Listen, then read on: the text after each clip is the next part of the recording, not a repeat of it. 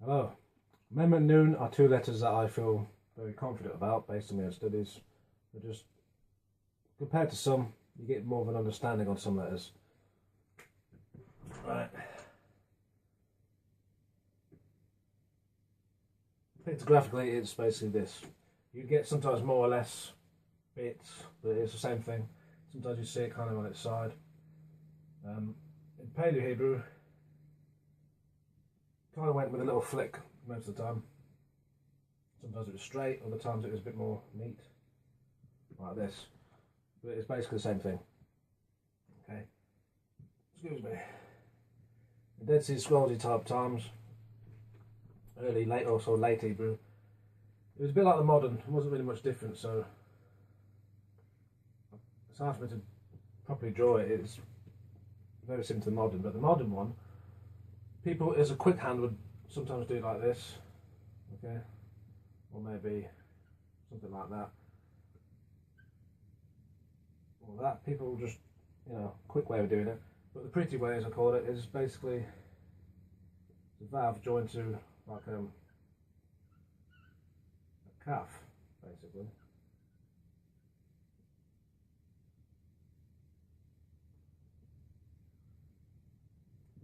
Something like that. It's not exactly like that, but they say it's the valve and a calf joined together. Okay. Right.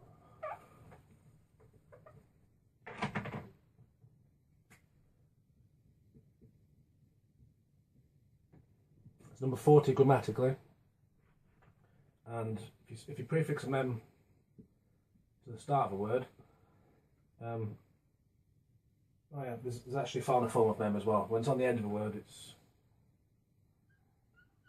a bit like that. Not quite as long a tail. When you prefix it anyway, it basically means from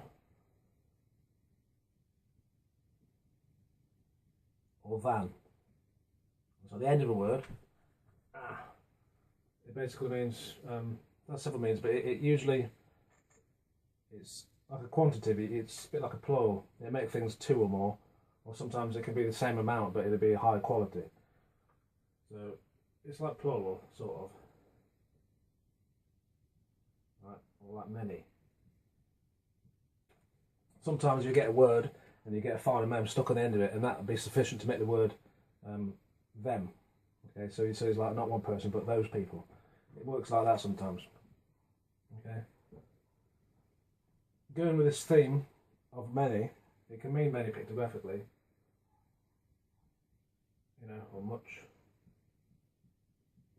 It can mean sort of great and mighty and abundance. Abundance is a bit like many again. But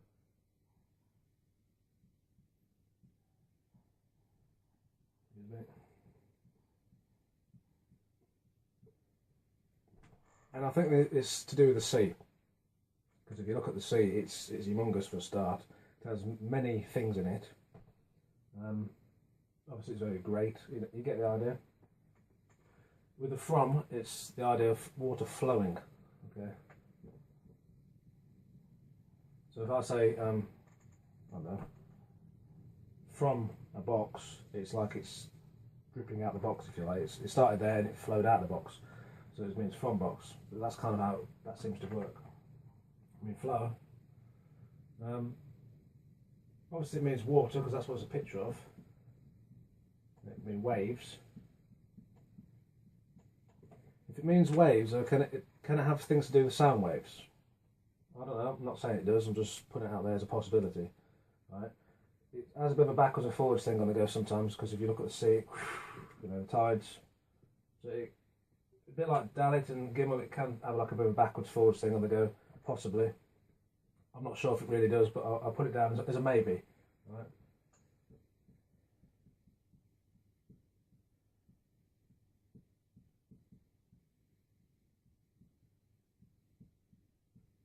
Possibly rhythm. Again, I'm not sure if it means rhythm. But it's waves. I mean, sound waves, they have rhythm to them. Music, water, maybe. Right, I'll box it. I don't know. I'm sure of these ones, I'm not sure of that. I don't want to make out I'm sure of it because I'm not. It's a possibility. Right. I think it also represents teachings, right?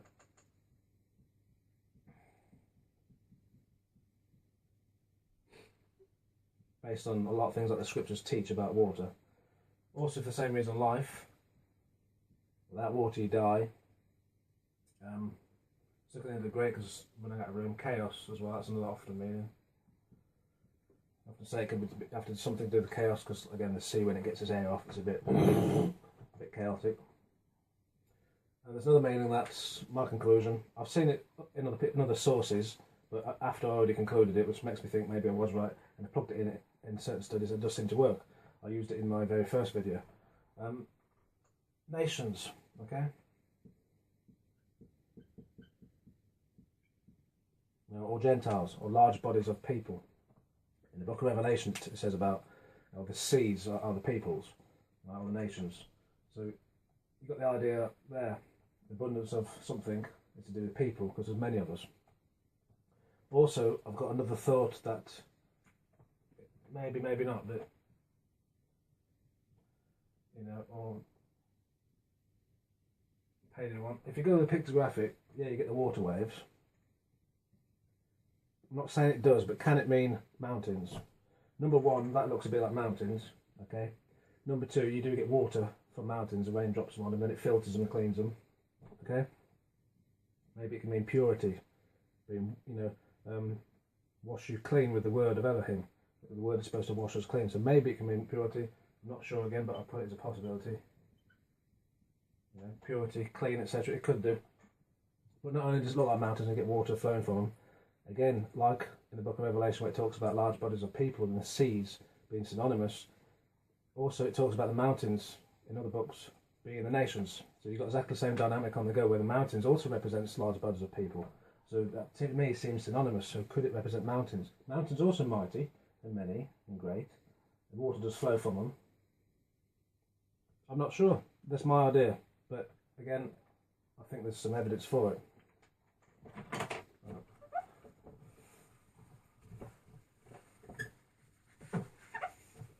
A lot of evidence. Alright, known pictographically, or sometimes that, or sometimes that. That's wrong. I did that wrong. When this went into paleo, it wasn't really much different. It's you got that one on the go. It'd be slightly different proportions sometimes, like that, or. But I hope you can see it's all the same thing. Sometimes it'd be backwards, which is more like that. It's where we got our end from. You can see that quite easy as well. It's yeah, hang on. When it went into sort of paleo, not paleo, let's see, scrolls time. I can't remember exactly off the top of my head how it looked. I'll have to leave that out for now. Right, but go to modern anyway. And there's two versions again. You got the final, normal one. Normal one's like that, a bit like a telephone handle. The final one's a bit like this. Okay. Grammatically, it's 50. Yeah. When you prefix this to the start of a word, it usually means like us, we, or our, right? Or like will in brackets, like we will do something. So you, instead of saying "oh no, killed," you might put noon in front of it. It'd be like we will kill, sort of. That's the idea of us, we, and our. When you put the end of the word, it still has the idea of us, we, and our, but usually more of a past tense unless there's a verb that changes it. I'm not a master at grammar. I'm still learning how to read it grammatically. Again, I can read several sentences, but not always. I'm more pictographic. But basically, has those ideas, us, we, and our, right? And it's you see why in a minute. When you put it on the end as well, sometimes it can have the idea of giving action to something and making it more so, right? So I'll put that here. Even though it's sort of grammatic and pictographic all at once.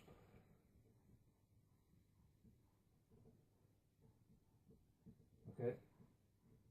So you've got activity, action, and life all at once. It's a picture of a seed or a seedling, maybe a small little branch, or fish. That's pretty much all the sources agree on. Some will say it means a snake. Not so sure. I can see a snake in this as well, but I'm not. You know, I'll put the fish down. Seedling.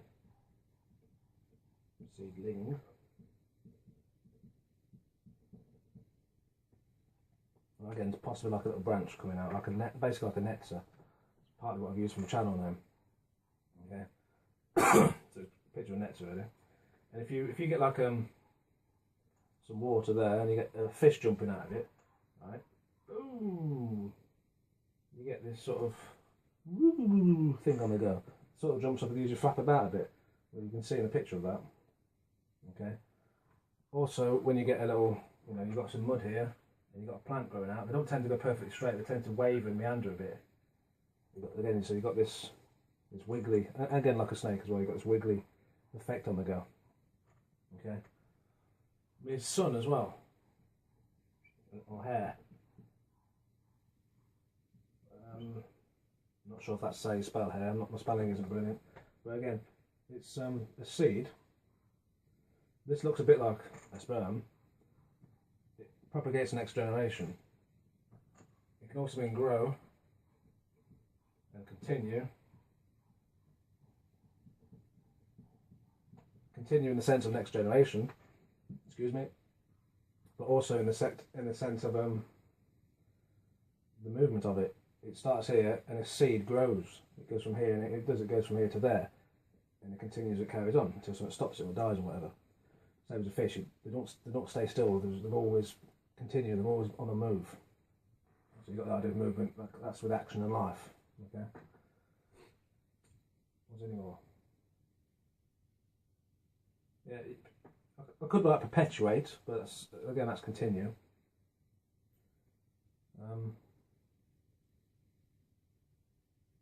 The annoying thing is I think of them, I get it all planned out, and then I forget. And I make the video, and then I'm like, oh, I missed that out. Then I bang it on the next video. I do it all the time. I'll stay with that for now.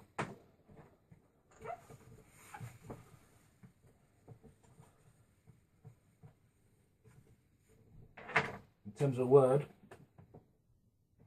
this one. You see this in the books a lot. They often use this one, but it works. Right, Ben or Bane, the word for sun.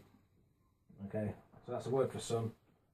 In the sense of you've got a house that continues, or you know, you've got like the life or the new generational seed that's come out of the house, if you like.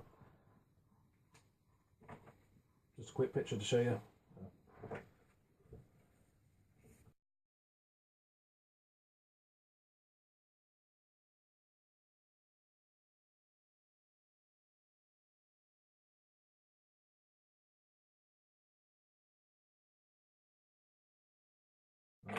And I shall leave it there. Thanks.